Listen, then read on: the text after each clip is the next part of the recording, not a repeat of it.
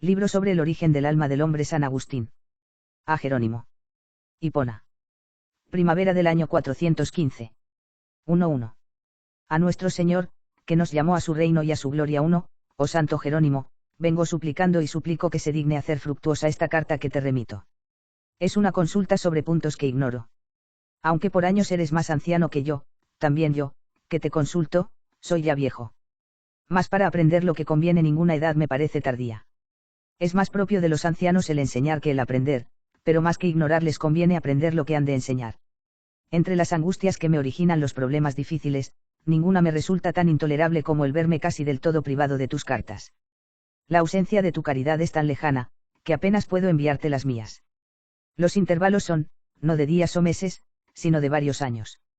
Y yo que quisiera verte cada día, a ser posible, para poder departir contigo a mi gusto. En fin, no he de renunciar a hacer lo que puedo, porque no puedo hacer lo que quiero. 2. Acá llegó Orosio, joven piadoso, hermano en la paz católica, hijo por edad y colega en el presbiterado por dignidad, despierto de ingenio, fácil de palabra, ardiente de afán. Codicia ser vaso útil en la casa de Dios. 2, a fin de rebatir las falsas y perniciosas doctrinas que han asesinado las almas de los españoles con más aciago rigor que destrozó sus cuerpos la espada de las bárbaros. Desde la playa del océano vino hasta mí, movido por la fama, esperando oírme exponer algunos puntos que desea conocer. Y cierto, ya ha recogido algunos frutos de su viaje. En primer lugar, el de no creer con excesiva ingenuidad a la fama acerca de mi persona. Luego le he enseñado cuánto he podido. Cuánto no he podido, le he mostrado cómo puede aprenderlo. Y, en fin, le he exhortado a ir a ti. Recibió con gusto y docilidad mi consejo o precepto. Entonces le rogué que a su vuelta regresara a la patria pasando por aquí. Ateniéndome a su promesa, pensé que Dios me deparaba esta ocasión de consultarte esos puntos que quiero conocer. Estaba yo buscando a quien enviar, y no hallaba fácilmente un sujeto idóneo por su fidelidad en el obrar, prisa en obedecer y práctica en viajar. En cuanto traté a este joven, no pude dudar de que era tal cual yo lo pedía a Dios. 2:3. He aquí, pues, mis problemas. No te retraigas de desentrañarlos y resolverlos, por favor. A muchos les intriga la cuestión del alma, y yo te confieso que soy uno de ellos. En primer término, voy a exponerte lo que mantengo con toda firmeza acerca del alma. Después plantearé el problema que quisiera ver resuelto. El alma humana es inmortal según un modo propio suyo. Su inmortalidad no es omnímoda, como la del Señor, de la que está escrito, Él solo tiene la inmortalidad. 3. La Santa Escritura se refiere con frecuencia a la muerte del alma, por ejemplo, deja a los muertos que entierren a sus muertos. 4. Y, con todo, del mismo modo que muere al desprenderse de la vida de Dios, así no deja de seguir viviendo en su propia naturaleza, es mortal por una causa, y con razón se dice que al mismo tiempo es inmortal. El alma no es parte de Dios. Si así fuera, sería absolutamente inmutable e incorruptible.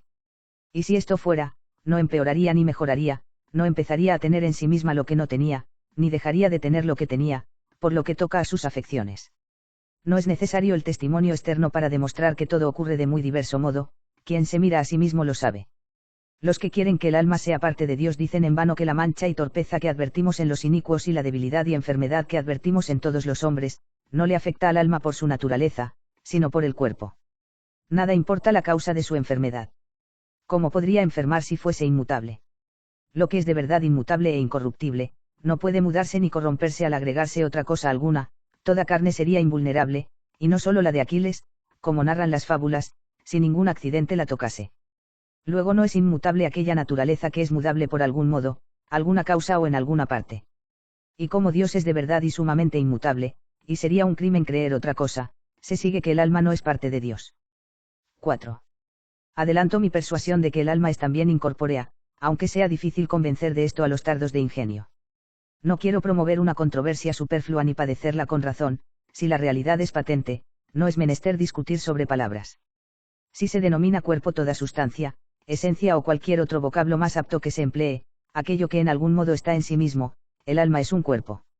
Si nos pléis denominar incorpórea tan solo a aquella naturaleza que es sumamente inmutable y está doquier toda, el alma es un cuerpo.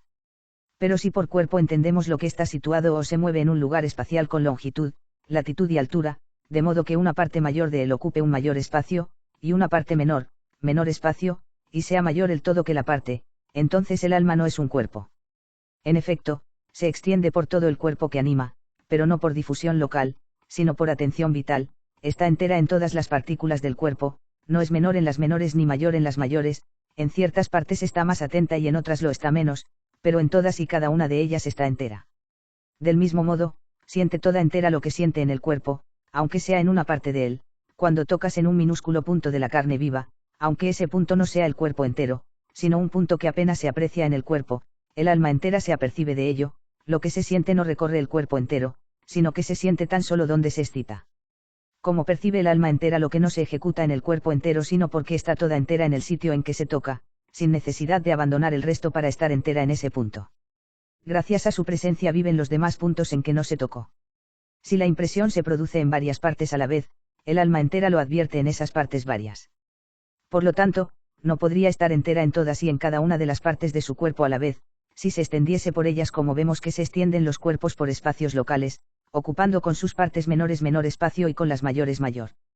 Si al alma se le llama cuerpo, no es un cuerpo como lo son la tierra, el aire, el agua y el éter.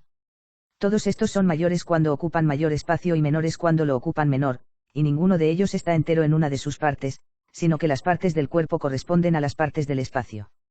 Ya se diga que es corpórea o incorpórea el alma, tiene una naturaleza propia, creada de una sustancia más excelente que todos estos elementos de la mole mundana, no puede en verdad ser representada en alguna de esas fantasías de imágenes corporales que percibimos mediante el sentido carnal, sino que se la entiende con la mente y se la siente con la vida.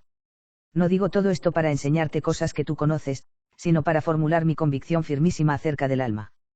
Cuando plantee los problemas, nadie piense que ni la ciencia ni la fe me dicen nada acerca del alma. 5.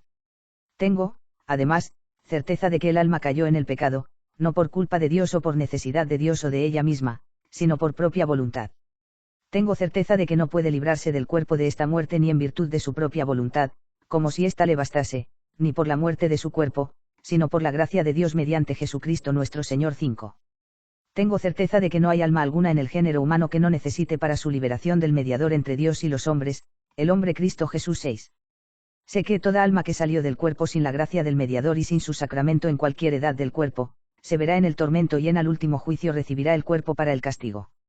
Mas, si después de la generación humana que proviene de Adán es regenerada en Cristo e incorporada a su sociedad, tendrá reposo tras la muerte de su cuerpo y recibirá ese cuerpo para su gloria. Estos son los puntos que mantengo con toda firmeza acerca del alma. 3.6. Escucha ahora mi consulta y no me desprecies, así no te menospreciará a ti aquel que por nosotros se dignó ser menoscabado. Deseo saber dónde contrajo el alma el reato por el que es arrastrada a la condenación, aunque se trate de un niño muerto prematuramente, si la gracia de Cristo no le garantiza por medio del sacramento con que también los niños son bautizados. Tú no te cuentas entre aquellos que han comenzado a echar por su boca algunas novedades, afirmando que los niños no traen culpa alguna de Adán, que haya de ser disuelta mediante el bautismo. Si supiese que tú opinas eso, mejor dicho, si no supiese que tú no opinas eso, no te lo preguntara ni creería que había que preguntártelo a ti. Sobre este punto conozco tu opinión, conforme con la mejor fundada fe católica. Desvaneciendo la vana palabrería de Joviniano, empleaste el testimonio del libro de Job, nadie está limpio en tu presencia, ni siquiera el niño sin habla que vivió un solo día sobre la tierra. 7. Después añadiste, somos reos en la semejanza de la transgresión de Adán. Además, tu libro sobre el profeta Jonás así lo declara a satisfacción de un modo insigne y notorio, al afirmar que están obligados a ayunar los niños por razón del pecado original. Tengo, pues, motivos para preguntarte dónde contrajo el alma ese reato, del que tiene que libertarse, aun en esa edad, mediante el sacramento de la gracia cristiana. 7. Hace algunos años, escribí yo acerca del libre albedrío algunos libros, que fueron a parar a manos de muchos y ahora los poseen muchísimos, en los que propuse 4 opiniones sobre la encarnación del alma. 1. O las almas se propagan de aquella que se le dio al primer hombre. 2. O se les da a todos un alma nueva. 3.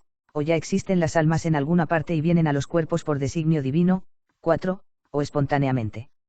Así las expuse para que, fuese cual fuese la verdadera, no contradijese mi tesis, que entonces se orientaba con el mayor ahínco contra los que pretendían proponer frente a Dios una naturaleza del mal apoyada en su propio principio, es decir, contra los maniqueos. No había oído aún hablar de los priscilianistas, que borbotan blasfemias no muy desemejantes a las de aquellos. No cité esa quinta opinión que citaste entre las otras, para no pasar por alto ninguna, en la carta que enviaste a Marcelino, varón de religiosa memoria y para mí sumamente grato en la caridad de Cristo, al contestar a su pregunta sobre este punto, a saber, que el alma sea una parte de Dios. No lo hice, en primer término, porque al tocar este punto no se trata de la encarnación, sino de la naturaleza del alma, y en segundo término, porque, contra la opinión de esos a quienes yo combatía, mi intención, ante todo, se dirigía a separar la naturaleza inculpable e inviolable del creador de los vicios y lacras de la criatura. Ellos pretendían que la sustancia del mal, a la que atribuyen un propio principio y unos príncipes, había corrompido y oprimido la sustancia misma del Dios bueno. Por la parte que pudo capturar, y de ese modo la había conducido a la necesidad de pecar. Exceptuado el error de esta herética opinión, deseo conocer cuál de esas 4 opiniones restantes he de elegir. Cualquiera que sea la elegida, en modo alguno contradirá a la fe de que estamos seguros, a saber, que todas las almas, aun la del niño recién nacido, necesitan la liberación del lazo del pecado y que ésta no se da sino por medio de Jesucristo, y este crucificado. 4.8. Abreviando, ciertamente opinas que es Dios quien crea ahora todas las almas para todos los que nacen. Para que no se objete a esa opinión que Dios acabó todas sus criaturas en el día sexto y que en el séptimo descansó. 8, traes el testimonio del Evangelio, mi padre continúa trabajando hasta el presente. Así escribías a Marcelino. En tu carta te dignaste citarme con la mayor benevolencia, indicándole que me tenía en África a mí, que podría explicarle más fácilmente el problema. Si yo lo pudiese, no hubiese recurrido él a ti, que vives tan lejos, si es que te escribió desde África, pues ignoro cuándo te escribió, sé tan solo que conocía bien mi vacilación en ese problema, y por eso recurrió a ti sin consultarme. Si me hubiese consultado, le hubiese yo exhortado más aún y le hubiese dado 1000 gracias por su colaboración conmigo, suponiendo que tú no hubieses preferido acusar un breve recibo en lugar de contestar. Quizá no querías trabajar en vano estando aquí yo, a quien suponías óptimo conocedor de lo que Marcelino preguntaba. Ya ves que quiero que tu opinión lo sea también mía, pero doy testimonio de que aún no lo es.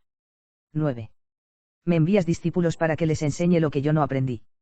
Enséñame, pues, lo que les he de enseñar.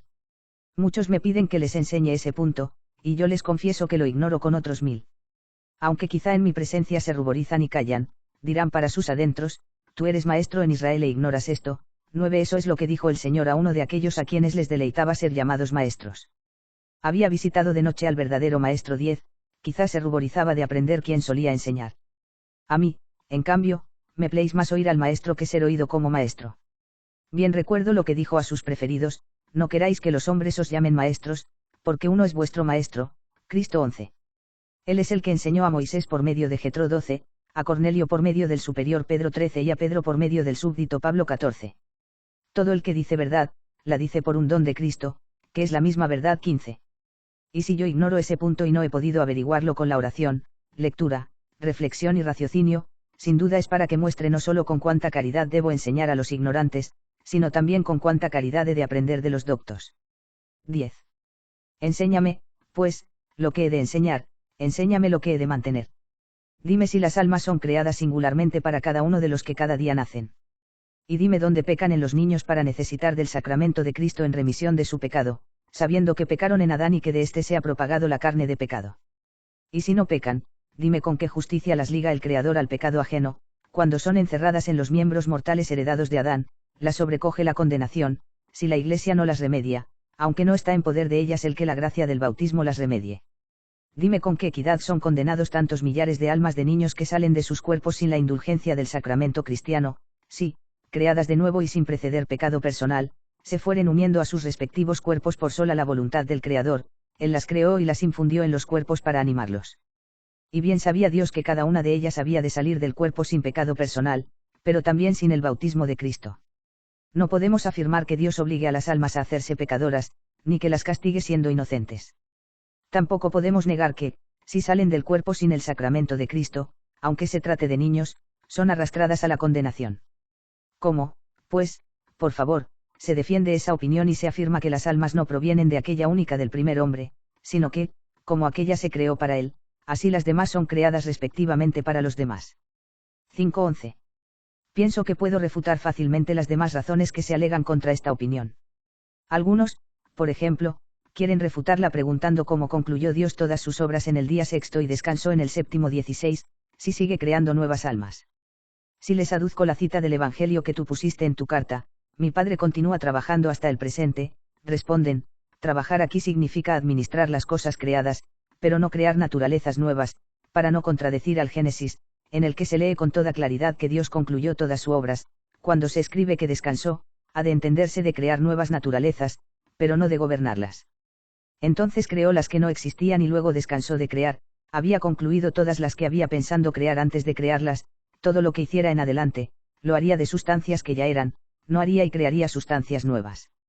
Así se ve que ambos extremos son verdaderos, Dios descansó de sus obras 17 y también, continúa trabajando hasta el presente, el Génesis no puede contradecir al Evangelio.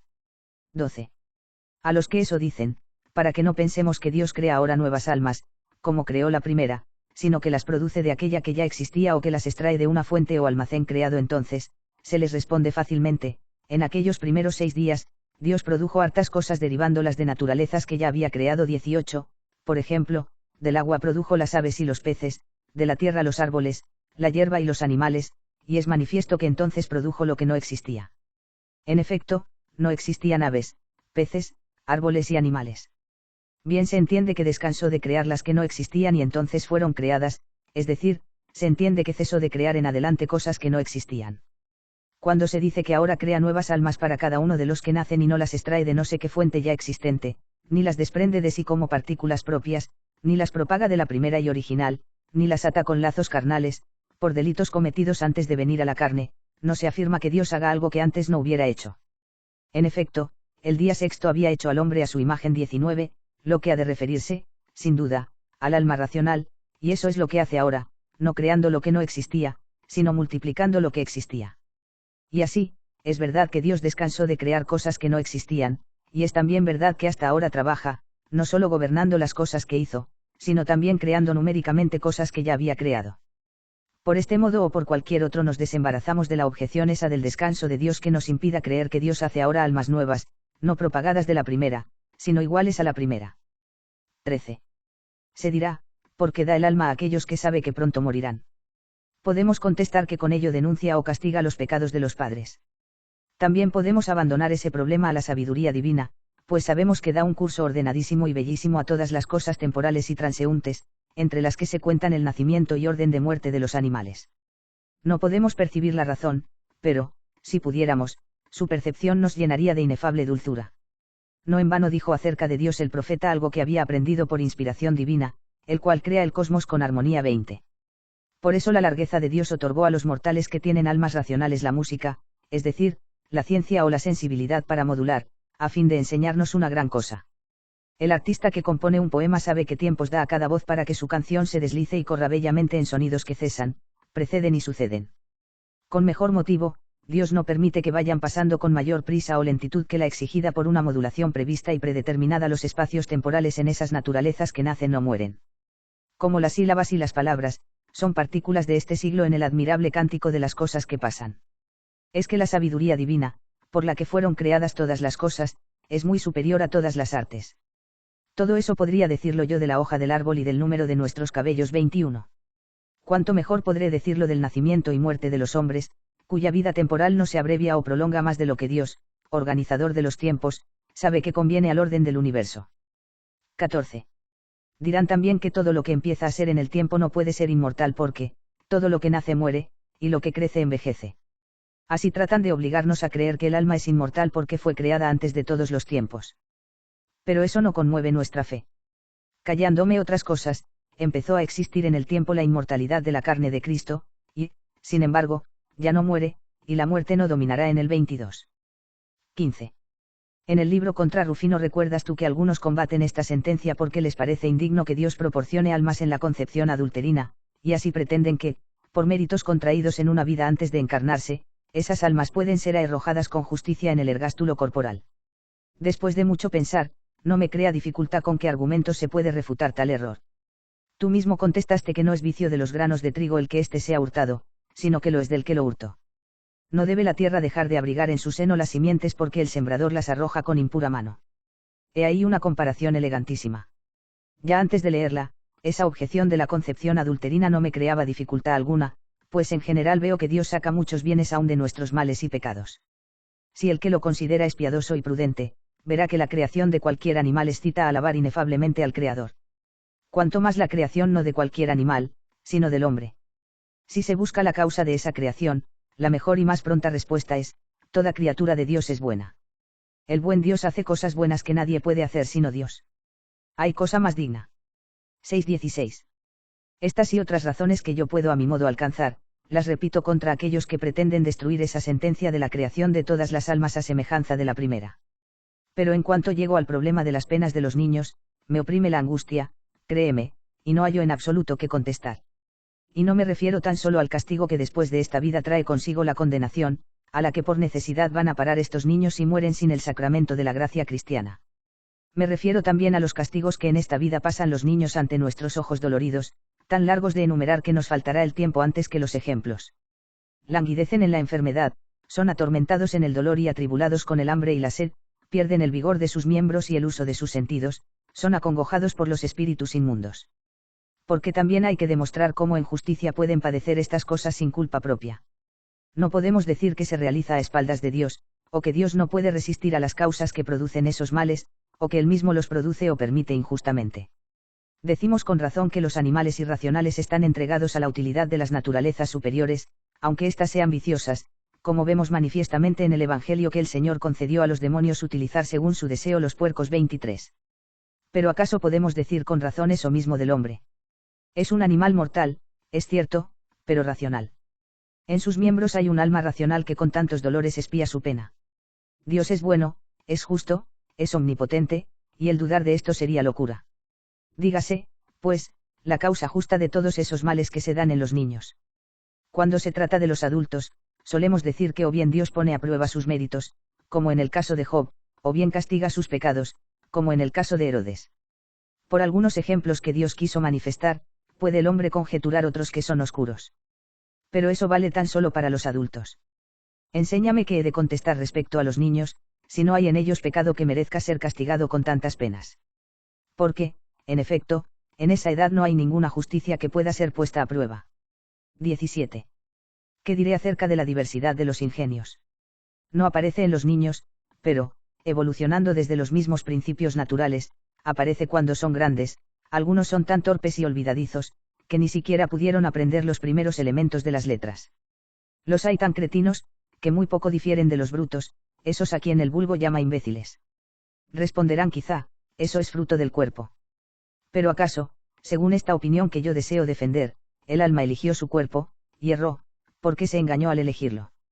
¿Acaso, cuando se vio obligada a entrar en un cuerpo por la necesidad de nacer, la muchedumbre de las otras almas se adelantó a ocuparle los cuerpos, y ella no halló otro libre, y, como quien ocupa un sitio vacío en un espectáculo, así ocupó la carne que pudo hallar y no la que quiso?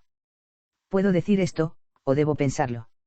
Enséñame lo que debo pensar y decir, para que yo vea la razón de crear nuevas almas individuales para los cuerpos individuales. 7:18. En aquellos libros sobre el libre albedrío dije yo algo, no sobre el ingenio, sino sobre las penas que los niños padecen en esta vida. Voy a citarte el pasaje y a mostrarte que esa razón es insuficiente para el punto que aquí tratamos. Está tomado del libro tercero, y dice así: cuando se trata de los tormentos con que son afligidos los niños que por su edad carecen de pecados, si el alma que los anima comenzó a existir cuando ellos comenzaron a ser hombres, suelen algunos protestar, como con cierta misericordia, diciendo, qué mal hicieron para padecer esas cosas. Como si la inocencia pudiera ser un mérito en nadie, antes de poder dañar. Dios obra bien al corregir a los mayores, al castigarlos con el dolor o con la muerte de sus niños muy amados. ¿Por qué no ha de ser así? Cuando esos dolores hayan pasado, serán como si no hubieran existido para aquellos niños que los padecieron. En cambio, los adultos, que fueron la causa, o se mejoran y corrigen con el sufrimiento y eligen un vivir más recto, o bien pierden la excusa ante el suplicio del último juicio, si se niegan a convertirse hacia el deseo de la vida eterna acuciados por la angustia de la presente. ¿Quién sabe cómo se ejercita la fe o se prueba la misericordia con esos niños con cuyo dolor se castiga la dureza de los adultos? ¿Quién sabe qué excelente compensación reservará Dios a esos niños en lo secreto de su juicio? Aunque aún no han obrado bien, tampoco padecen por haber pecado. No en vano aquellos niños que fueron degollados cuando Herodes buscaba a nuestro Señor Jesucristo para matarle, fueron recibidos en el honor de los mártires, y la Iglesia los recomienda como tales. 19. Eso dije entonces, deseando fortalecer la opinión de que ahora tratamos. Pretendía mostrar que, fuese cual fuese la verdadera entre las cuatro opiniones acerca de la encarnación del alma, la sustancia del Creador quedaba sin culpa, en absoluto separada de la comunión de nuestros pecados. Por tanto, cualquiera que fuese de ellas la que la verdad pudiese demostrar falsa y repudiar, nada tenía que ver con el problema que entonces ocupaba mi atención, si, después de discutir con diligencia los detalles, una de esas opiniones vencía a las demás, nada podía temer yo, ya que demostré que lo que yo defendía quedaba en pie en cualquiera de las hipótesis. En cambio, lo que pretendo ahora, si puedo, es elegir entre las demás una razón válida. Por eso no veo, al reparar mejor en esas palabras mías que cito de aquel libro, que quede firme y válida la defensa de esa opinión de que tratamos. 20. La base de todo el razonamiento es aquello que dije: quién sabe cómo se ejercita la fe o se prueba la misericordia con esos niños con cuyo dolor se castiga la dureza de los adultos. Quién sabe qué excelente compensación reservará Dios a esos niños en lo secreto de sus juicios. Veo que puedo decirlo con razón de los que padecen, aunque sea inconscientemente, tales dolores por el nombre de Cristo o por la verdadera religión, pero ya partícipes del sacramento de Cristo, porque, sin comulgar con el único mediador, no pueden librarse del castigo, para que la recompensa citada pueda otorgárseles por aquellos dolores que acá toleraron en sus diversas aflicciones. Este problema no puede solucionarse, si la respuesta no abarca también a los niños que después de gravísimos dolores mueren sin el sacramento de la comunión cristiana. Porque ¿qué premio hemos de imaginar para ellos cuando incluso les está reservada la condenación? Algo dije en ese libro sobre el bautismo de los niños, no de un modo suficiente, pero sí lo que bastaba a la finalidad de aquel escrito, a saber, que les aprovecha, aunque sean inconscientes y no tengan todavía la fe. Pero pensé que no debía puntualizar entonces, ya que entonces no se trataba de lo que ahora se trata, de la condenación de esos niños que emigran de esta vida sin el bautismo. 21. Omitamos y desdeñemos los padecimientos breves y los que, una vez pasados, no retornan. Podremos desdeñar igualmente lo que sigue. Por un hombre la muerte, y por un hombre la resurrección de los muertos. Y como en Adán todos mueren, así todos serán vivificados en Cristo. 25. Por esta afirmación apostólica, divina y clara, aparece con evidencia que nadie va a la muerte sino por Adán y nadie va a la vida eterna sino por Cristo. Por eso se dice todos en ambos miembros de la frase, porque así como todos pertenecen a Adán por la generación primera, esto es, por la carnal, así todos los que llegan a Cristo vienen a él por la generación segunda, esto es, por la espiritual. En una y otra parte se dice todos. Como todos los que mueren no mueren sino por Adán, así todos los que son vivificados lo son en Cristo. Por lo tanto, si uno de nosotros dijere que en la resurrección de los muertos puede alguien ser vivificado fuera de Cristo, ha de ser detestado como peste para la fe común. Y quien dijere que son vivificados en Cristo esos niños que salen de la vida sin participar en el divino sacramento, sin duda afrenta a la predicación apostólica y condena a toda la Iglesia, en la cual nos apresuramos y corremos a bautizar a los niños, porque sin duda creemos que de otro modo no pueden ser vivificados en Cristo. Y a quien no es vivificado en Cristo, solo le queda permanecer en la condenación de que habla el apóstol: por el delito de uno, llegó a todos los hombres la condenación. 26. Toda la Iglesia cree que los niños nacen reos de ese delito, y tú mismo, cuando disputas contra Joviniano y cuando expones el profeta Jonás, como antes recordé, lo defines con fe veracísima. Creo que así lo afirmas también en otros lugares de tus opúsculos que o yo no he leído o en este momento no recuerdo. Busco, pues, la causa de esta condenación en los niños. Veo que no existe pecado alguno de las almas en tal edad, si se crean nuevas para cada uno, y creo que Dios no condena a ninguna si ve que carece de pecado. 8:22. Quizás se diga que solo la carne es causa del pecado en el niño. 27. Se le crea un alma nueva, por la que pueda vivir según los preceptos de Dios, con ayuda de la gracia de Cristo, domar y subyugar su carne y de este modo adquirir el mérito de la incorrupción. Solo que, como el alma del niño no puede ejecutar eso, si recibe el sacramento de Cristo, la gracia otorga a su carne lo que no pueden otorgarle las costumbres. Mas si el alma de ese niño se ir del cuerpo sin el sacramento, ella irá a la vida eterna, pues ningún pecado pudo separarla de ella, pero su carne no resucitará en Cristo, por no haber recibido la gracia antes de morir. 23. Nunca oí ni leí una tal opinión. En cambio, oí y creí, y por eso he hablado. 28, que llegará la hora, cuando todos los que estén en los sepulcros oirán su voz, y saldrán, los que obraron el bien a la resurrección de la vida. 29. A tal vida se refiere lo que está escrito: por un solo hombre acaecerá la resurrección de los muertos, y también, por ella serán todos vivificados en Cristo, pero los que obraron mal, saldrán para la resurrección del juicio. 30. ¿Cómo se ha de aplicar esto a aquellas almas de los niños que, antes de poder obrar bien o mal, salieron de su cuerpo sin el bautismo? Nada se dice aquí de ellos. Pero, si su carne no hubiese de resucitar porque no hicieron bien ni mal, tampoco resucitará la de aquellos que recibieron la gracia del bautismo y murieron en esa edad en que tampoco pudieron obrar bien ni mal. Y si los unos resucitan entre los santos, es decir, entre los que obraron bien, ¿entre quiénes han de resucitar los otros sino entre los que obraron mal? A no ser que creamos que algunas almas no recibirían sus propios cuerpos, ya para la resurrección a la vida, ya para la resurrección al juicio, sentencia esta que antes de ser refutada desagrada ya por su novedad. Además, ¿quién tolerará que aquellos que corren al bautismo con sus niños crean que corren por su carne y no por sus almas? El bienaventurado Cipriano no dio ningún decreto nuevo, sino que mantuvo la fe firmísima de la Iglesia, al corregir a los que creían que el niño no debía ser bautizado antes del 8º día de su nacimiento. Dijo que no debía perderse su alma ni su carne. Y creyó, con algunos de sus colegas en el episcopado, que se podía bautizar a los recién nacidos. 24. Opine quien quiera a su gusto contra alguna opinión de Cipriano, ya que quizá no vio lo que había que ver. Pero nadie opine contra la clarísima fe apostólica, que predica que por el delito de uno todos son arrastrados a la condenación. 31.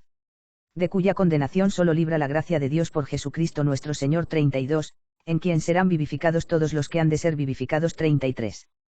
Nadie opine contra la costumbre bien establecida en la Iglesia, en la cual se llevaría a bautizar a los mismos muertos, si hubiera que correr al bautismo por solo el cuerpo de los niños.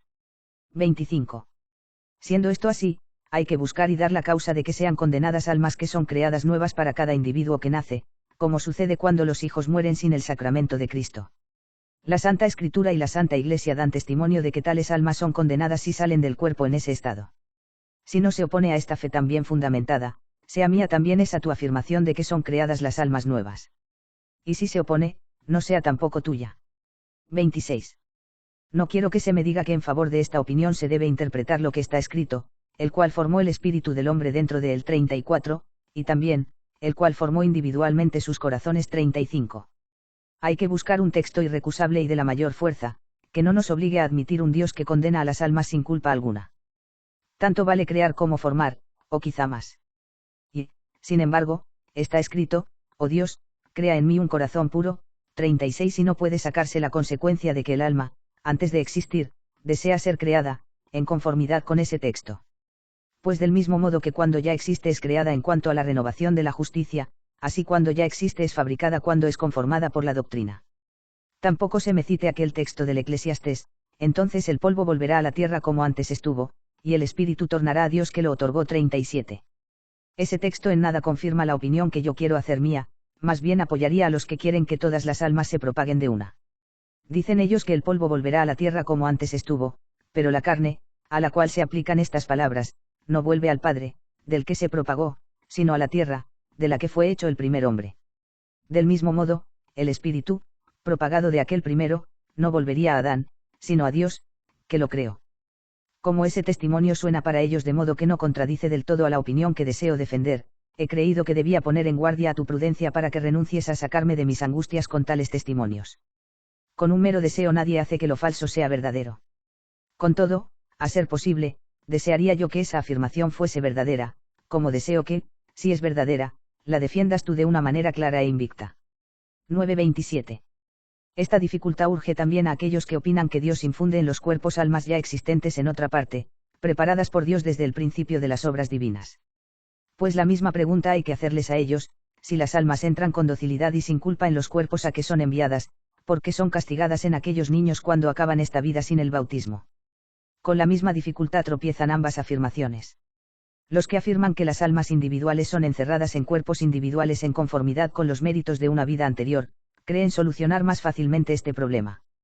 Porque creen que el morir en Adán 38 no es otra cosa que sufrir los suplicios de la carne propagada en Adán, de un tal reato, añaden, libra la gracia de Cristo a los pequeños y a los grandes. 39. Magníficamente dicen con razón y verdad que la gracia de Cristo libra del reato de los pecados a los pequeños y a los grandes, pero que las almas pecan en otra vida superior, y que por eso son precipitadas en la prisión carnal. Eso yo no lo creo, ni lo tolero, ni lo consiento. Primero, porque estos proponen no sé qué movimientos circulares, de modo que después de no sé cuántas series de siglos hay que volver de nuevo a esta carga de la carne caraptábal y a tolerar los suplicios. No sé si puede imaginarse cosa más horrorosa que una tal opinión. Además, habrá muerto algún justo, si estos dicen verdad, de cuya suerte no hayamos de vivir solícitos. Quizá peque en el seno de Abraham y sea arrojado a las llamas del rico Epulón. ¿Por qué no podrá pecar después de morir, si pudo pecar antes de nacer? En fin, una cosa es haber pecado en Adán, tal como lo afirma el apóstol al decir, en quien todos pecaron 40, y otra cosa distinta es haber pecado no sé dónde fuera de Adán y ser después encerrado en Adán, es decir, en la carne propagada de Adán como en una cárcel. No quiero discutir aquí, si no es necesario, la otra opinión que defiende que todas las almas se propagan de la primera. Y ojalá tú defiendas con tal acierto esa otra de que ahora tratamos, si es verdadera, que ya no sea necesario defender la primera. 28. Deseo, suplico, anhelo con ardientes votos y espero que el Señor se valga de ti para quitarme la ignorancia en este problema. Pero sí, lo que Dios no quiera, no lo merezco, pediré al Señor nuestro Dios que me dé paciencia. Creo en él de manera que, si no me abre a pesar de estar llamando 41, no me juzgo con derecho a murmurar contra él. Antes bien, me acuerdo que dijo a los mismos apóstoles, hartas cosas tengo que deciros, pero no podéis tolerarlas ahora 42. Por lo que a mí toca, me lo aplico en este punto. No me indignaré si me tienen por indigno de saberlo, pues con solo indignarme demostraría ser más indigno. Ignoro otros muchos problemas semejantes, que no puedo enumerar ni recordar. Y aún no me importaría gran cosa ignorar ese mismo problema, si no temiera que alguna de esas opiniones pudiera seducir a las mentes incautas contra otros principios que retenemos con la más firme fe. Y antes de saber cuál de esas opiniones he de elegir, creo que no soy temerario en mantener esta postura. La opinión que sea verdadera no puede oponerse a la fe más robusta y bien fundada, según la cual la Iglesia de Cristo cree que los hombres, aun los niños recién nacidos, no pueden librarse de la condenación sino por la gracia del nombre de Cristo, por esa gracia que depositó en los sacramentos.